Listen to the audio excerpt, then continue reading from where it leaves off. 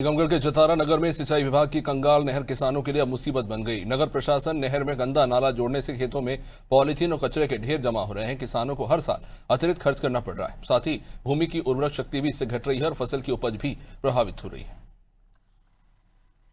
5 साल से क्या है, जो नाली जो है जो सिंचाई विभाग की है, इसमें से नहर का पानी आता था और किसानों के खेतों में जाता था।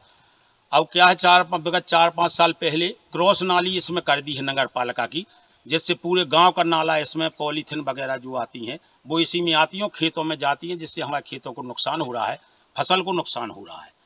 तो मैं चाहूँगा कि जो अलग से व्यवस्था इसकी नाली की कर दी जाए, जिससे अलग से पानी और पॉलीथीन वहाँ जाए, इकट्ठा होता रहे, खेतों में न जाए।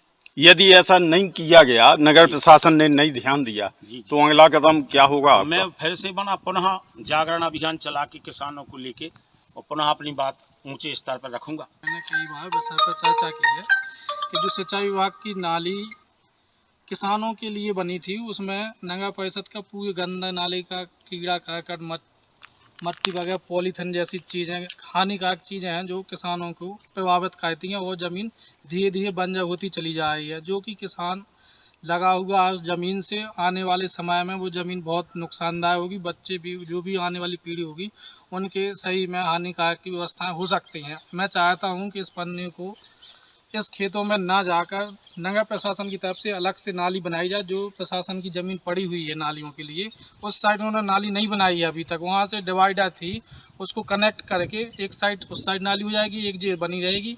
जे सिंचाई विभाग की हम चाहते हैं कि नगर प्रशासन अपनी खुद की नगर पालिका से बनवाए, जिससे आने जाने में परेशानी ना हो और किसान भाइयों की ज़मीन बच जाए बन जाए होने से। आज 2 दिन पहले मुझे आवेदन मिला यहाँ के खेतीहर किसानों के द्वारा कि मेरे जो सिंचाई की नाली है उसको नगर पालिका ने गंदी नाली बनाकर यहाँ पर प्रदूषण युक्त वो पॉलीथीन एवं गंदगी प्रवेश की है, जिससे प्राकृतिक मार तो किसान झेल रहा है, साथ में नगर पालिका के द्वारा जो मार दी जा रही है उससे अन्नदाता को भिखमंगा बना रही है।